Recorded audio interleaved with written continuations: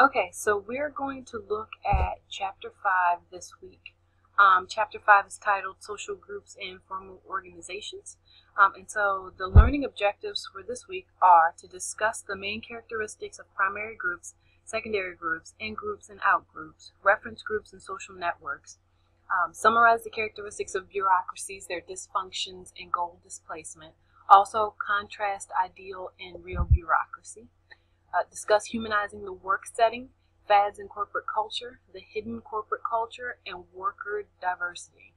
Summarize the major issues in the technological control of workers, and then be familiar with the effects of group size on stability, intimacy, attitudes, and behavior. Types and styles of leaders, the Ash experiment on peer pressure, the Milgram experiment on authority, and the implications of groupthink. So looking at groups within society. So we're going to look at primary groups, secondary groups, in-groups and out-groups, reference groups, and social networks. So regardless of the technological significance of the society, all societies have a tendency to overpower the individual. This is most pronounced in the post-industrial society in which most of us now live.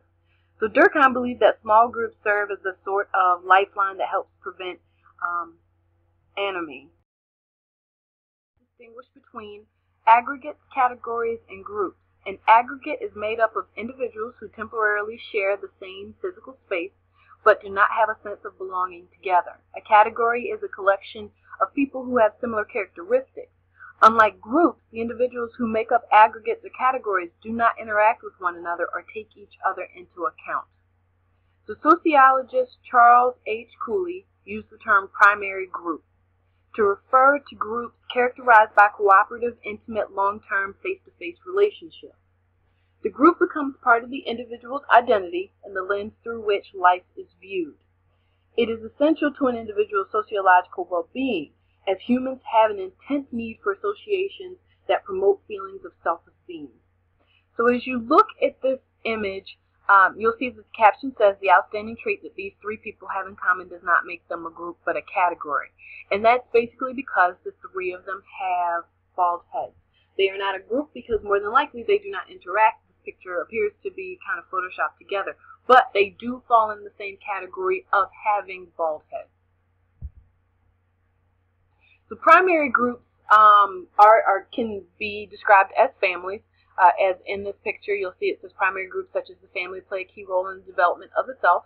As a small group, the family also serves as a buffer from the often threatening larger group known as society. The family has been of primary significance in forming the basic orientations of this couple as it will be for their son. So looking at secondary groups, which are groups that are larger, relatively temporary, more anonymous, formal, and impersonal than primary groups, and are based on some interest or activity. So members are likely to interact on the basis of specific roles such as president, manager, worker, or student. In industrial societies, secondary groups have multiplied and become essential to our welfare. So secondary groups tend to break down into primary groups within the larger group, such as friendship cliques at school or work. The primary group serves as a buffer between the individual and the needs of the secondary group.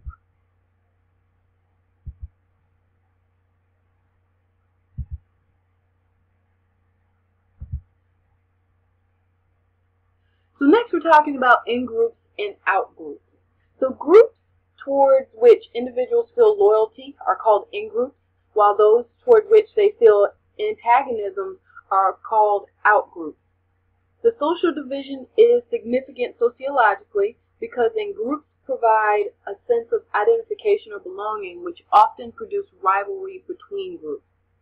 In-groups membership leads to discrimination. Given our loyalty, we favor members of our in-group. Sociologist Robert K. Merton identified a double standard produced by this. The behaviors by members of an in-group are seen as virtues, while the same behaviors by members of an out-group are viewed as vices.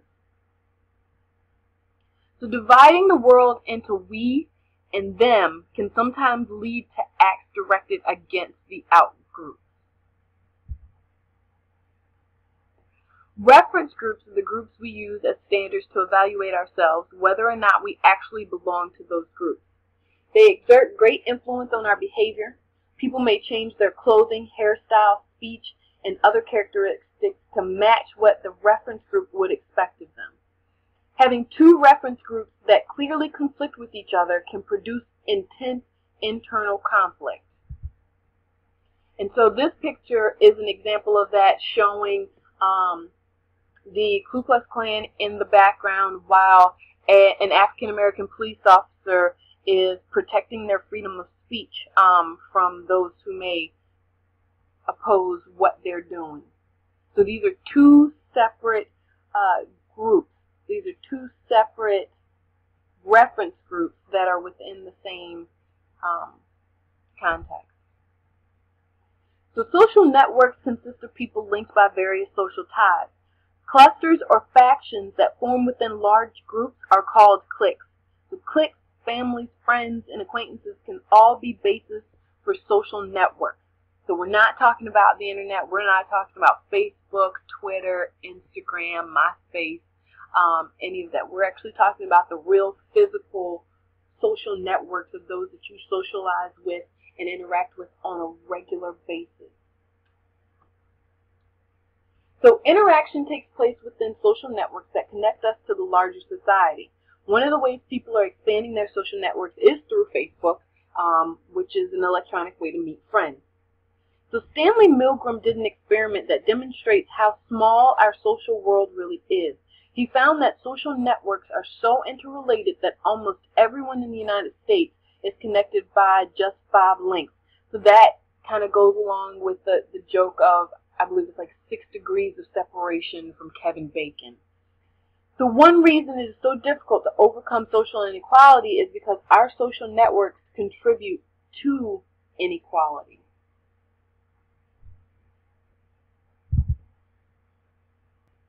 So in looking at bureaucracies, we have the characteristics of bureaucracies, ideal versus real bureaucracies, goal displacement and the perpetuation of bureaucracies, and the dysfunction of bureaucracies.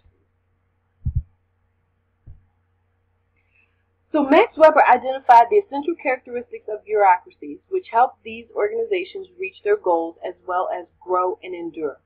These include the following: a hierarchy where assignments flow downward and accountability flows upward, a division of labor, written rules, written communications, and records, and an impersonality.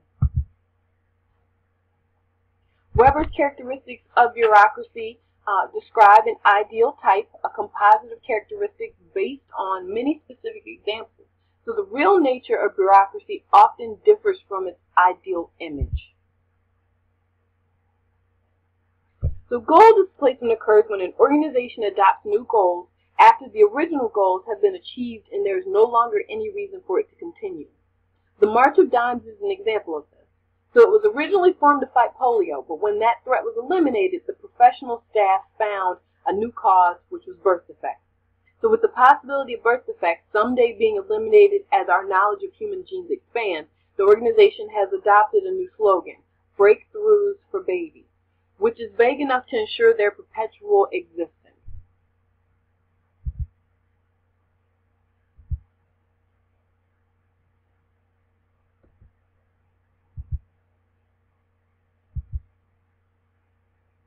So although bureaucracies are the most efficient form of social organization, they can also be dysfunctional. Dysfunctions of bureaucracies can lead to red tape, lack of communication between units, and alienation.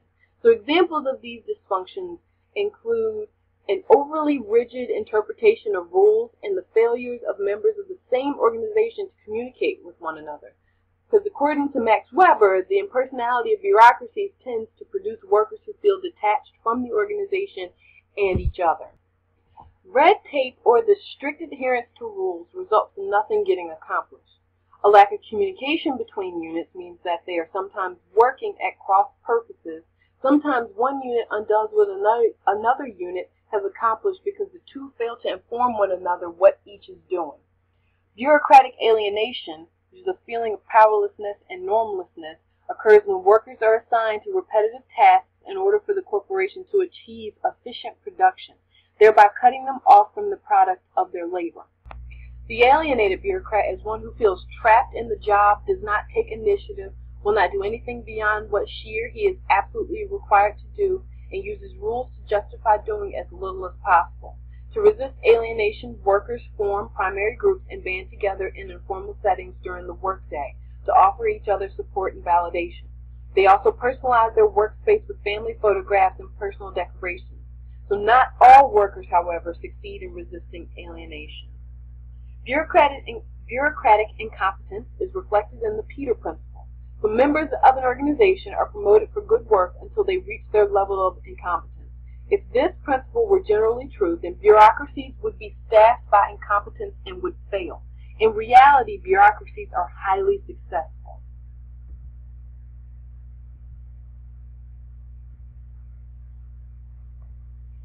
So to avoid the sociologist, bureaucracies are significant because they represent a fundamental change in how people relate to one another.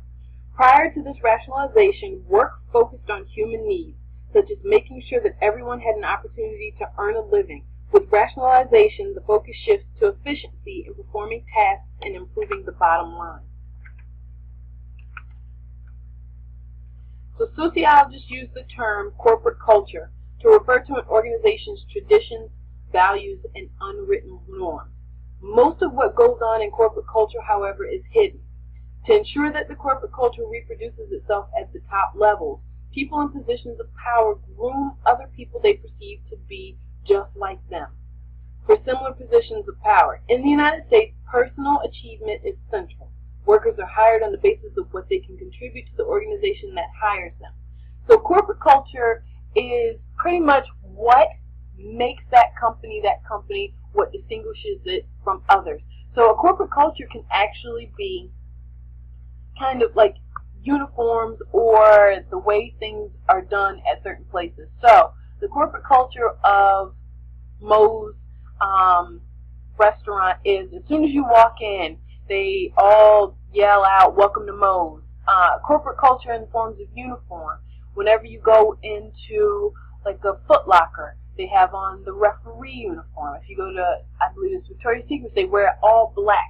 So those are some of the things that when you think about certain places, that's what their corporate culture is. That is what makes up that particular organization and makes them distinguishable from everyone else. So self-fulfilling stereotypes in the hidden corporate culture are very prominent. And so Rosabeth Moss Cantor's organizational research demonstrates that the corporate culture contains hidden values that create a self-fulfilling prophecy that affects people's careers. The elite have an image of who is most likely to succeed. Those whose backgrounds are similar to the elite and who, like the elite, are singled out and provided with better access to information, networking, and fast-track positions. Workers who are given opportunities to advance tend to outperform others and are more committed. Those who are judged outsiders and experience few opportunities, think poorly of themselves, are less committed and work below their potential. And then the hidden values of the corporate culture that create the self-fulfilling prophecy are largely invisible. So it's not something that is immediately noticeable. It's something that happens over time that you start to notice. So with more than half of the U.S. workforce minorities, immigrants, and women dealing with diversity in the workplace is becoming unavoidable. So most large companies have diversity training to help employees work successfully with others of different backgrounds. Data gathered by the Equal Opportunity Commission indicate diversity training has little and in some cases a negative effect. It depends on the type of program. So specifically those aimed at setting goals for increasing diversity and holding managers accountable tend to be the ones that are most successful.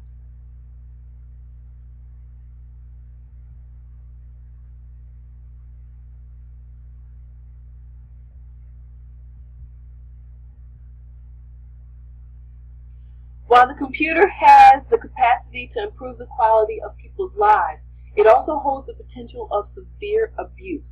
The computers allow managers to increase surveillance without face-to-face supervision.